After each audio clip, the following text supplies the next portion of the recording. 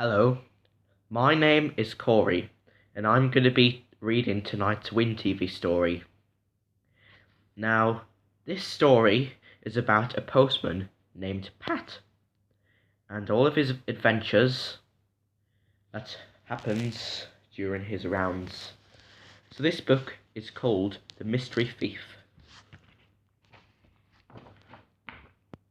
Pat was hurrying along the road in his van. Over a hill and round the corner, he had to jam his brakes on because the road was full of sheep. Jess popped his head out to have a look. A big ram pushed up to the van, right in Jess's face. What a fright they both had. Peter Fogg was driving his sheep across the road. He opened a gate, and the sheep went into the field, buying and following their leader. Peter waved as he fastened the gate, and Pat went on his way. Pat soon had to stop again, this time for a herd of cows. They walked slowly by. Mr. Thompson was walking behind them. He waved his stick and shouted, "Get up, then!" But it made no difference. The cows mooed, stopped to munch the roadside grasses, and took their time. The road was clear at last. Mr. Thompson waved to Pat, and Pat was on his way again. Pat stopped at the village school. "What lovely flowers," he said to Charlie Pringle. "They're for our spring display," said Charlie. "Look, here comes Lucy, and Katy, and Tom. They all had something special." Lucy Selby had brought a basket of eggs, and Tom Pottage a box of day-old chicks. Bill Thompson brought a cup of tea for Pat and collected all of the letters. Then Pat was off again, away up the steep hills and winding roads.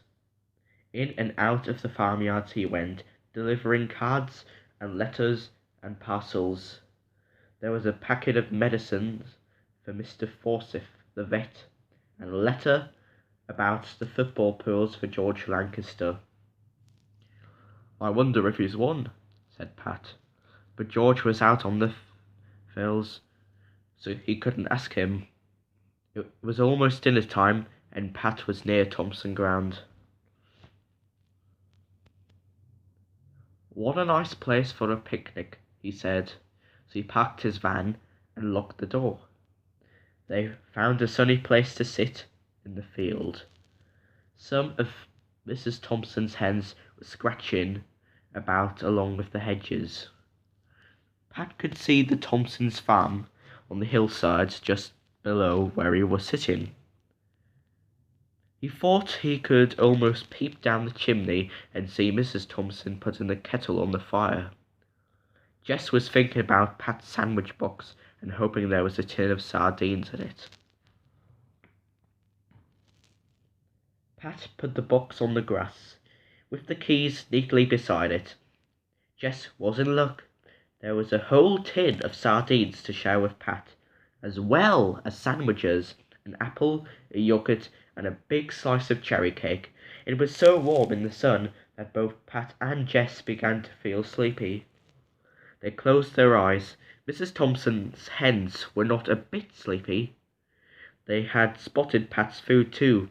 They pecked their way nearer and nearer to Pat and Jess and the open sandwich box.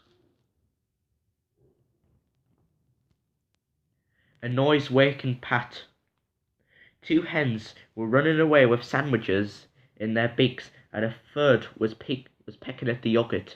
Pat shouted and chased the hens, but couldn't catch them. Jess chased another into the hedge. Pat ran back to the sandwich box, just in time to see another cheeky hen running away. With his keys in her beak, he chased her down the hill, but she spread her wings and flew into a tree. "Oh, me keys," said Pat. "I can't open me van without them. Dear me."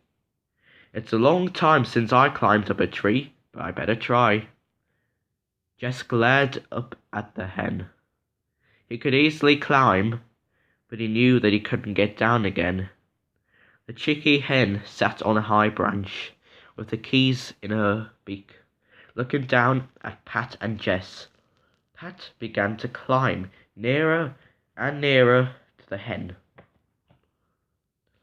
He was just reaching out to grab the keys when the hen dropped them into a hollow in the tree and flew off with a loud squawk. Pat put his foot on a rotten branch. Crack! He came tumbling down. He landed in the middle of a prickly bush. It scratched and prickled him all over. Mrs. Thompson came running to see what was going on. She pulled Pat out of the bush and pulled the prickles out of him. He told her all about the thieving hens. "Dear me," said Mrs. Thompson. "That hen must think she's a magpie. They're the ones for taking anything shiny. We better get a ladder and see if we can find your keys." So they went for the ladder and leaned it against the tree. Pat climbed up easily now, whilst Mrs. Thompson held the ladder. Pat looked amongst the branches and found the hollow where the hen had dropped the keys. He found a lot of other things there too. "It's like a magpie's nest," he said. He brought it all down to show Mrs. Thompson. There were all kinds of shiny things, bits of glass, wire, a milk bottle top, buttons, a doll's eye, and something larger among the bits and glittery pieces, as well as Pat's keys. "That's my wedding ring. I thought I lost it down the sink," cried Mrs. Thompson. "I'm glad to see it again." She wiped it on her dress and put it on her finger. When they had put the ladder away, she said, "My hens have stolen your sandwiches, so you better come and have dinner with me. There's plenty to spare." Pat was glad he'd lost his sandwiches when he saw what a good dinner Mrs. Thompson had cooked. So was Jess. He had a tasty plate of fish. It was all much better than the best of sandwiches. Mrs. Thompson was happy to see her ring shining on her finger once more.